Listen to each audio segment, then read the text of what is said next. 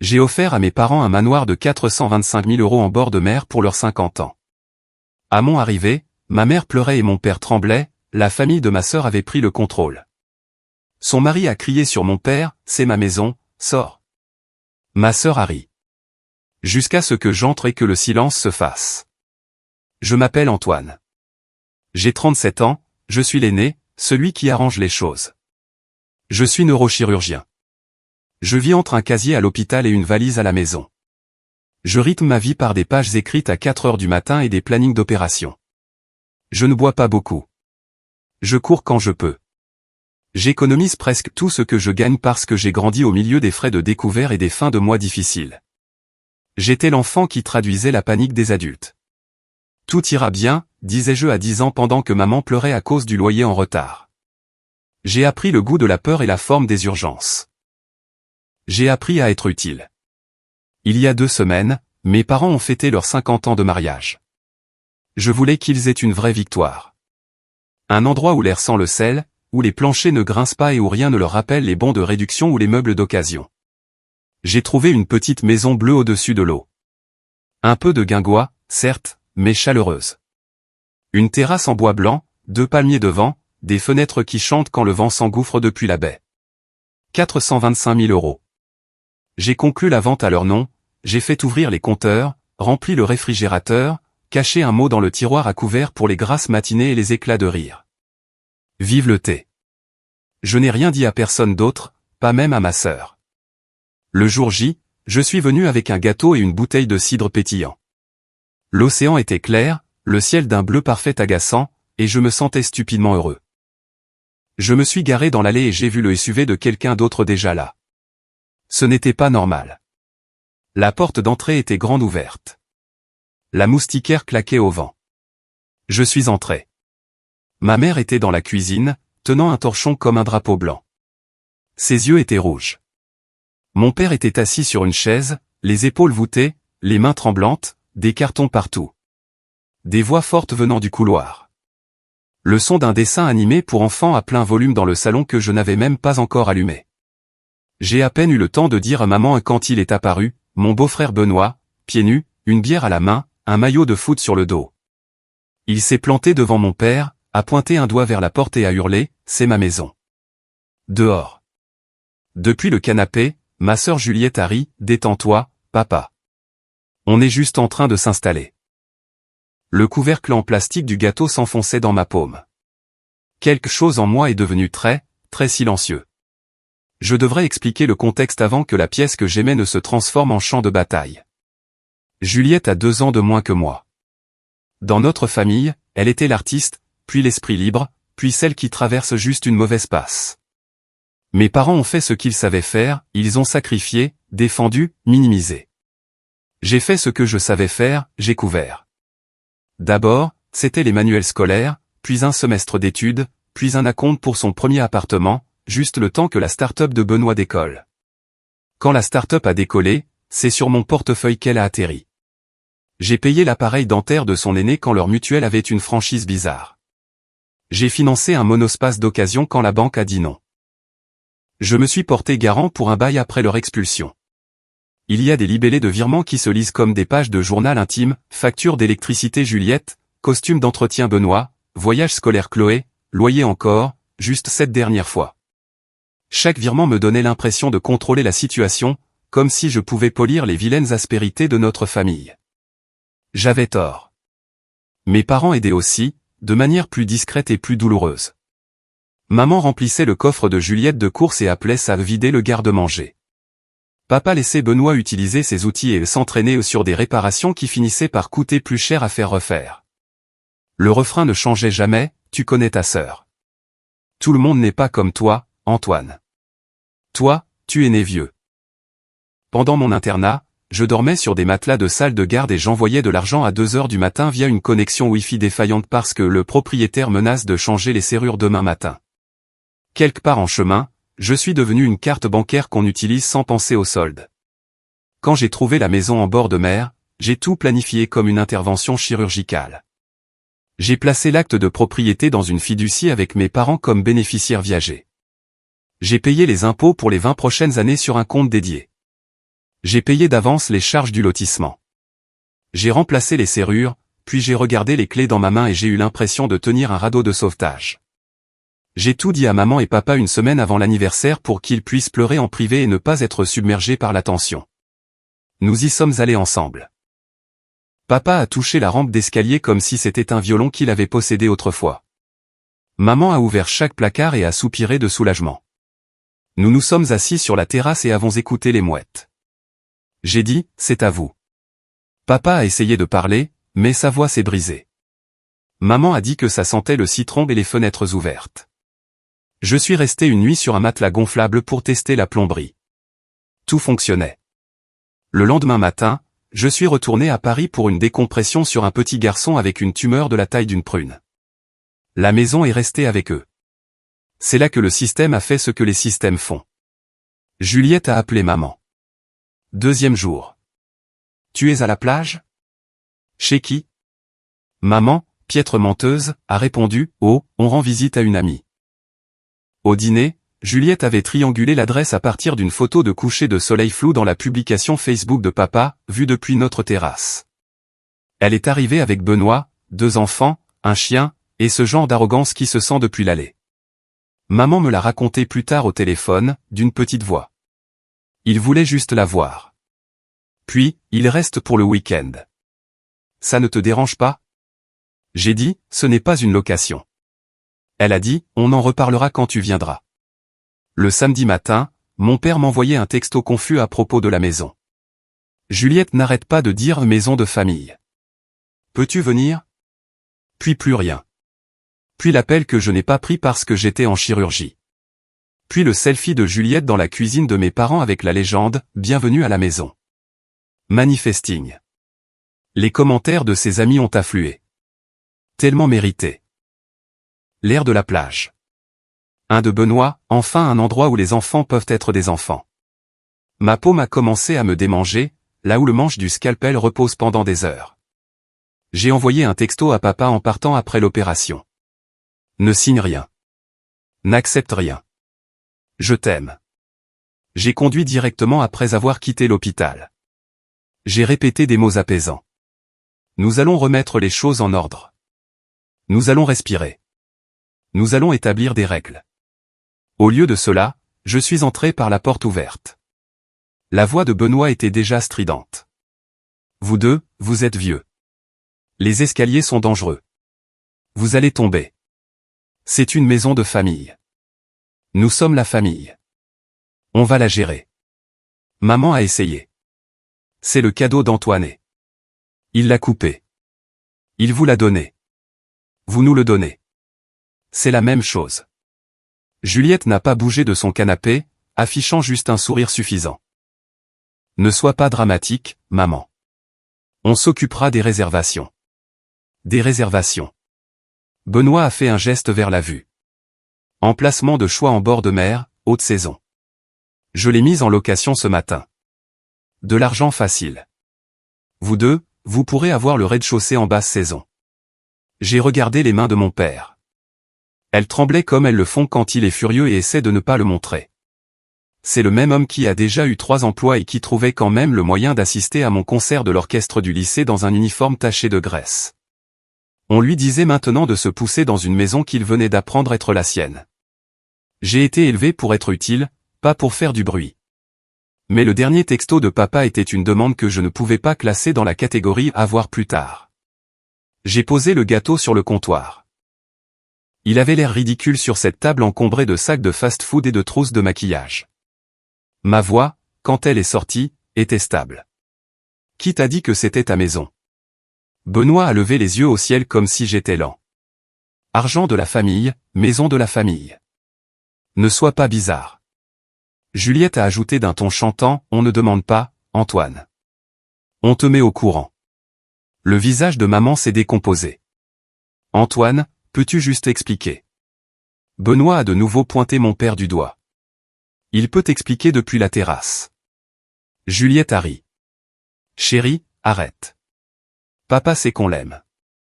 La mâchoire de mon père s'est contractée. Aucun son. Quelque chose en moi s'est enclenché comme une baïonnette. Tout le monde dans le salon, ai-je dit. Pas fort, juste d'un ton chirurgical. Les enfants ont mis leur émission en pause. Le chien a arrêté de déchiqueter un coussin. Benoît a reniflé mais a suivi, car les gens comme lui croient toujours que la pièce leur appartient. Je me suis tenu près de la cheminée, sous la photo encadrée de mes parents coupant un gâteau de supermarché il y a 40 ans. Je sentais mon pouls dans mes pouces. J'ai sorti un dossier de mon sac et j'ai posé 5 documents sur la table basse. L'acte de propriété, dis-je en tapotant la première page, enregistré la semaine dernière. Le bien est détenu par la fiducie familiale, avec comme bénéficiaires viagers Samuel et Isabelle, mes parents, avec un droit d'occupation exclusif. Benoît a plissé les yeux comme si les mots lui faisaient quelque chose. En français? En français, ai-je dit, tu n'as pas de clé, Benoît. Il a ri. Mec, essaie de m'arrêter. J'ai tapoté la 2e page. L'acte de fiducie. Fiduciaire successeur. Il me donne le devoir d'entretenir la propriété pour le confort de mes parents. Il me donne aussi l'obligation d'expulser quiconque interfère avec cela. Le ton de Juliette est devenu mielleux. Antoine, tu ne peux pas être sérieux. On aide. J'ai fait glisser le 3e document. Une capture d'écran en couleur. L'annonce Airbnb que tu viens de publier, en utilisant des photos que tu as prises sans permission. La description, maison entière. Le règlement intérieur, aucun propriétaire sur place. Le calendrier de disponibilité, complet tous les week-ends jusqu'en août.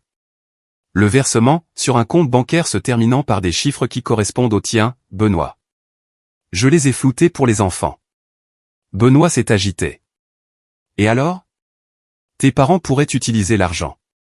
J'ai posé le 4e. Une conversation de groupe imprimée de la nuit dernière que Juliette ne savait pas que papa m'avait transférée. Ces messages sont en gris. On va le convaincre. Il cède toujours si maman pleure. Je vais le culpabiliser avec ses prêts étudiants. Tellement excité d'avoir enfin une base à la plage. Juliette a tendu la main pour le prendre. Je l'ai couvert avec ma main. J'ai placé le 5e, une copie plastifiée du règlement du lotissement. J'ai fait glisser mon doigt jusqu'à la clause, pas de location à court terme. Voici ce qui va se passer, ai-je dit. Vous allez faire vos valises aujourd'hui.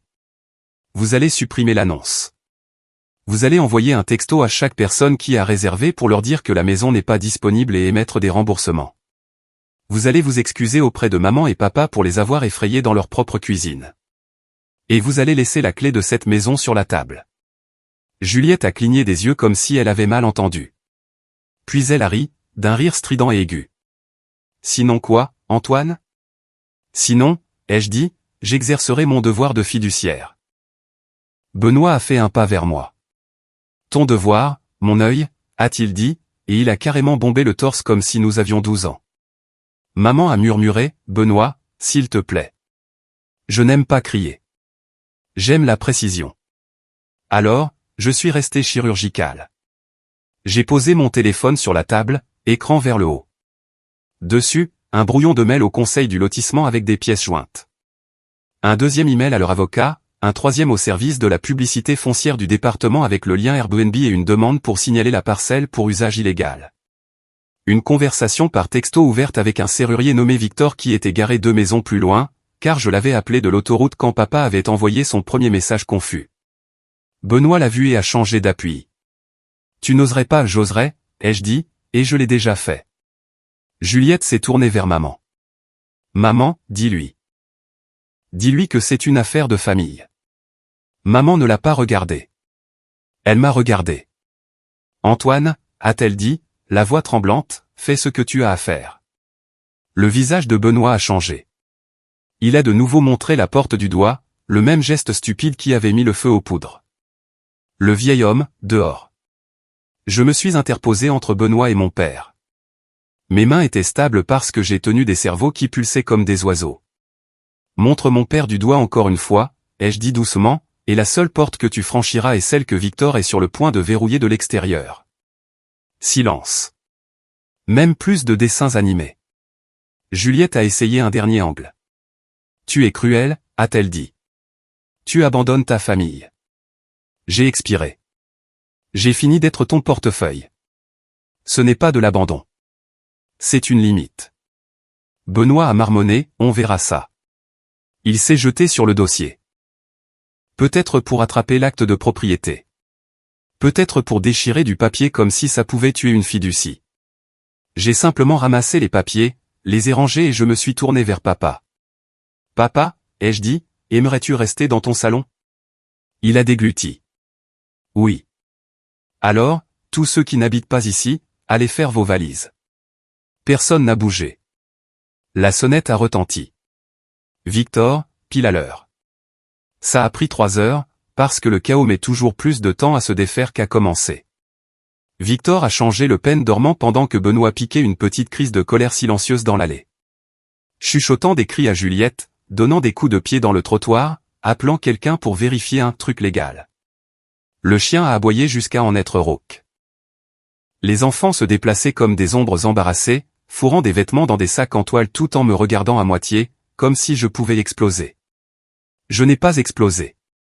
Je me suis assis avec maman à la table de la cuisine et j'ai fait du thé dans la bouilloire que j'avais achetée. Elle n'arrêtait pas de s'éponger les yeux avec une serviette en papier. Je ne voulais pas te le dire, a-t-elle dit. Je pensais qu'on pourrait arranger ça. Ils sont arrivés si vite. Ils ont dit que ce serait plus facile pour nous comme ça. Pas d'escalier pour ton père, moins de ménage. Ils ont dit qu'ils s'occuperaient des parties difficiles. Les parties difficiles sont les parties qui signifient que c'est à nous, ai-je dit. Elle a hoché la tête. Un petit hochement de tête coupable que je connais de chaque fois qu'elle s'excusait pour la météo. Papa regardait l'eau au loin. Je pensais que je serais plus fort, a-t-il dit. J'aurais dû leur dire de partir. Tu m'as appelé, ai-je dit. C'était ça, la partie forte. Dans le salon, j'ai ouvert mon ordinateur portable, je me suis connecté à mon point d'accès et j'ai annulé toutes les réservations illégales. J'ai écrit à chaque client, annonce retirée par le propriétaire. Remboursement effectué. J'ai joint le règlement du lotissement pour celui qui menaçait de laisser un mauvais avis. J'ai rédigé une courte lettre aux voisins. Vous avez peut-être vu des voitures. Il y a eu une confusion. Il n'y aura pas de location à court terme au 24 allée des Embruns. Juliette a essayé de recadrer la situation au moins 3 fois. Première tentative, on était juste excités pour eux. Elle était assise sur une valise bouclée, le visage arrangé en une douce blessure. Je voulais que les enfants soient plus avec leurs grands-parents. Tu sais comment tu travailles. Deuxième tentative, c'est logique si tu y penses. Tu n'es jamais là. Ils vieillissent. C'est nous qui avons l'énergie. Troisième tentative, quand je n'ai pas argumenté, pas mordu à l'hameçon, elle a sorti l'artillerie lourde. Tu penses que l'argent fait de toi le parent, Antoine? Ce n'est pas le cas. Tu achètes des choses pour ne pas avoir à être une personne. J'ai acheté une maison pour nos parents, ai-je dit. Je n'ai pas acheté un droit de passage pour que tu la voles. Elle a tressailli au mot, puis est devenue glaciale. On s'en souviendra, a-t-elle dit. Je l'espère, ai-je répondu. Benoît a refusé de rendre la clé. Viens la chercher, a-t-il ricané, ce qui aurait été mignon si Victor n'avait pas installé la serrure à clavier 10 minutes plus tôt. J'ai tendu la main au-delà de Benoît, j'ai appuyé sur 0505, puis je l'ai reprogrammé avec un code que papa a choisi pendant que Benoît regardait tout son pouvoir de négociation s'évaporer dans l'air marin. Il a essayé un autre angle. Tu te crois malin avec tes papiers, a-t-il dit. Je connais un gars. Je connais le chef du service de la publicité foncière, ai-je dit calmement. Et ton gars est sur le point de te dire qu'une fiducie l'emporte sur une crise de colère. Il m'a dévisagé comme s'il essayait de décider si je bluffais. Je ne bluffais pas. Quand ils ont finalement transporté les cartons jusqu'au SUV, Juliette s'est arrêtée sur la terrasse. Tu aurais pu juste me parler, a-t-elle dit. Je te parle depuis 10 ans, ai-je répondu. Sa bouche s'est crispée. Tu le regretteras quand ils auront besoin d'aide et que tu ne seras pas là. J'ai regardé maman verser du thé. J'ai regardé la main de papa, enfin immobile sur la coudoir. Je suis là, ai-je dit. Pour eux. Ils sont partis en voiture. Le chien aboyait à la fenêtre comme s'il avait une opinion sur le droit de la propriété. Après leur départ, la température de la maison a changé. C'était le même air, mais pas le même air. Je pouvais entendre l'océan à travers la moustiquaire. Je pouvais entendre mes parents respirer. J'ai fait le tour des pièces avec un sac poubelle, j'ai ramassé des briques de jus de fruits, un diadème en plastique et 2 chaussettes dépareillées. J'ai trouvé une impression pliée dans le tiroir de la chambre d'amis. Le business plan de Benoît. Il avait estimé le profit mensuel à 5 fois l'amende du lotissement. Dans la marge, Juliette avait écrit « Antoine ne dira pas non si maman pleure ». J'ai posé le papier comme si c'était quelque chose de tranchant. Maman n'arrêtait pas de s'excuser pour le désordre. Je n'arrêtais pas de dire « ce ne sont que des miettes ». Quand le soleil est descendu, papa m'a pris le bras. « Mon fils », a-t-il dit, « je ne sais pas comment dire ça sans avoir l'air d'avoir échoué avec vous deux. »« Tu n'as pas échoué avec nous », ai-je dit. « Tu nous as donné tout ce que tu avais. C'est juste que tu lui as trop donné, pendant trop longtemps. Nous tous. » Il a hoché la tête et n'a pas discuté parce que c'était vrai, et la vérité était un soulagement. J'ai préparé un dîner simple. Nous avons mangé sur la terrasse. Maman a raconté une histoire sur son premier appartement, celui avec la souris qu'elle avait baptisé Bernard parce qu'il ne sortait que le dimanche. Papa a ri. Le rire que je n'entends que quand il ne fait pas attention pour tout le monde. Mon téléphone a vibré comme un nid de frelons. Texto de Juliette, tu as fait pleurer maman. De Benoît, mise en demeure, docteur Fiston. D'un numéro inconnu qui s'est avéré être le cousin de Benoît, on vient le week-end prochain, c'est ça? On a déjà invité des gens. J'ai posé le téléphone face contre table et j'ai mangé ma salade. Cette nuit-là, j'ai réglé le système d'alarme. J'ai installé une caméra sur la terrasse avec un carillon souriant ridicule pour que même mes parents l'aiment. J'ai mis les codes dans un dossier intitulé « Choses heureuses » en grosses lettres que mon père pourrait lire sans ses lunettes. J'ai laissé des copies de la fiducie, de l'acte de propriété et du règlement du lotissement dans un tiroir appelé « Armure ennuyeuse ». En partant, maman se tenait dans l'embrasure de la porte, son gilet serré autour d'elle. « Je suis désolé que ça en soit arrivé là », a-t-elle dit. « Moi non », ai-je répondu. C'était nécessaire. La semaine suivante, tout a vacillé comme une table avec un pied trop court. Juliette a mené une campagne bruyante sur la conversation de groupe familial. Antoine a volé une maison aux petits-enfants. Des captures d'écran ont afflué de cousins à qui je parle à peine. Les stories Instagram de Juliette. Fond blanc, texte blanc. Quand l'argent vous rend cruel. Puis une photo de ma voiture dans l'allée avec la légende « Certains pensent qu'ils peuvent acheter l'amour ». Je n'ai pas répondu. J'ai construit un petit mur. J'ai appelé notre tante qui dit encore ce qu'elle pense. J'ai expliqué simplement que la maison appartient à mes parents et qu'il en sera ainsi tant qu'ils vivront. Je lui ai demandé de ne pas colporter notre douleur comme un ragot. Elle a dit « Enfin, Antoine », et c'était tout. J'ai écrit un email à Juliette et Benoît, poli, ferme, ennuyeux. J'ai inclus 3 points. Tout contact concernant la maison passe par moi. Vous n'avez pas la permission d'entrer sur la propriété. Toute violation entraînera une action de la part du lotissement et de notre avocat. Je me suis mis en copie. Je n'ai mis personne d'autre en copie. J'ai configuré l'email comme une réponse automatique à tous leurs futurs messages concernant la maison. Je me suis promis de ne pas négocier une histoire qui se termine toujours de la même manière. 2 jours plus tard, une notification a sonné. Nouvelle demande de réservation. Cottage des Embruns. Benoît avait republié l'annonce sous un compte différent avec une photo de la terrasse arrière. Je l'ai transmise au service de confiance et de sécurité de la plateforme avec l'acte de propriété et la fiducie en pièces jointes. 10 minutes plus tard, annonce retirée. Utilisateur banni. Je n'ai pas ressenti de triomphe. Je me sentais comme un agent d'entretien dans un stade après un match, juste en train de faire le travail. Papa m'a appelé un matin pour dire que la maison sentait le pain grillé et le sel et qu'il avait dormi toute la nuit pour la première fois depuis des mois. Maman a envoyé une photo de ses pieds sur la balustrade de la terrasse, chevilles croisées, vernis à ongles roses vifs comme quand j'avais 5 ans et que je pensais qu'elle était belle comme une star de cinéma. Ils avaient l'air légers. En arrière-plan de toute cette douceur, Juliette continuait de gratter au mur. Elle m'a envoyé une demande de paiement dans une application pour dommages émotionnels.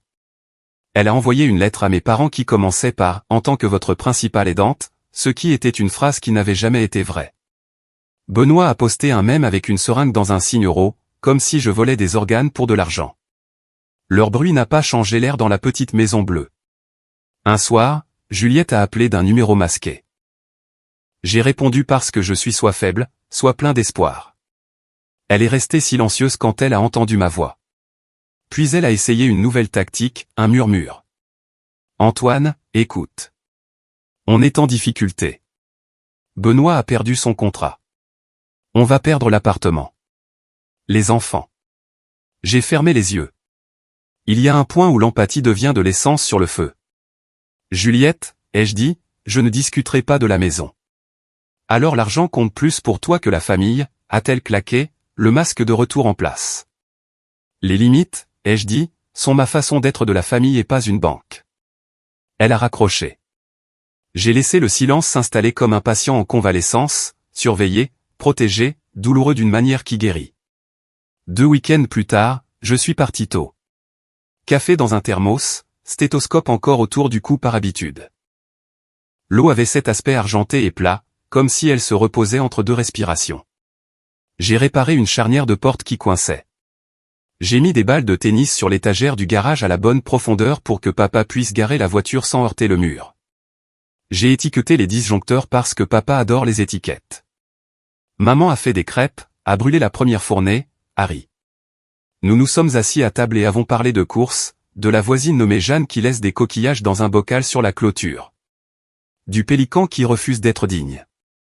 Personne n'a dit Juliette pendant 1 heure. C'était comme un comptoir propre. Après le petit déjeuner, maman a touché ma main. Je vais parler à ta sœur, a-t-elle dit. Pas pour me disputer, pour dire non. Je ne te demande pas de choisir, ai-je dit, et je le pensais. Cette politique de la terre brûlée où les gens déclarent des vainqueurs ne m'intéresse pas. Je voulais que mes parents aient une terrasse en paix. Maman a eu un petit sourire. Ce n'est pas choisir, a-t-elle dit. C'est arrêter de faire semblant. Papa s'est éclairci la gorge. J'aurais dû mieux enseigner ça, a-t-il dit. Je vous ai appris à travailler. Je ne vous ai pas appris à vous arrêter. Tu m'as appris à aimer et à rester, ai-je dit. J'apprends juste la partie sans me faire dévorer.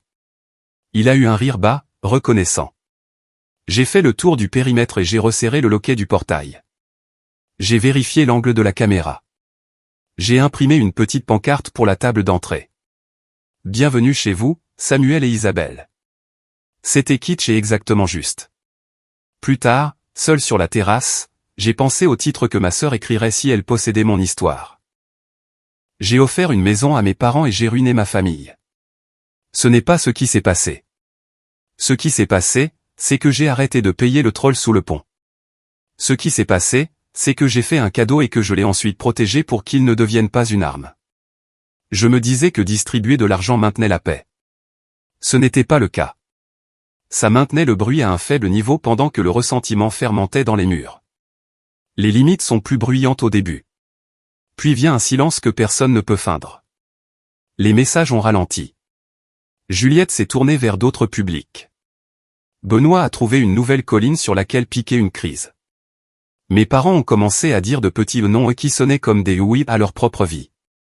Non, nous ne pouvons pas garder les enfants ce week-end. Non, nous ne pouvons pas traverser la ville pour réparer ta voiture. Ils ont commencé à dire oui aux sandwichs précoces, aux siestes, au fait de montrer du doigt des bateaux aux noms amusants. 1 mois plus tard, ma nièce, 16 ans, tout en t-shirt de groupe de rock et grands yeux, m'a envoyé un message privé qui disait juste « La maison est jolie. Mamie a l'air heureuse là-bas. » J'ai répondu « Viens nous voir avec la permission de mamie. » Pas de réservation, juste des crêpes. Elle a envoyé un emoji qui rit, puis « D'accord. » Une minuscule trêve avec quelqu'un qui n'avait rien cassé. Hier soir, après une intervention tardive, j'ai conduit jusqu'à la maison parce que j'avais besoin de la voir éclairée de l'intérieur. À travers la fenêtre, je pouvais voir mon père lire dans son fauteuil.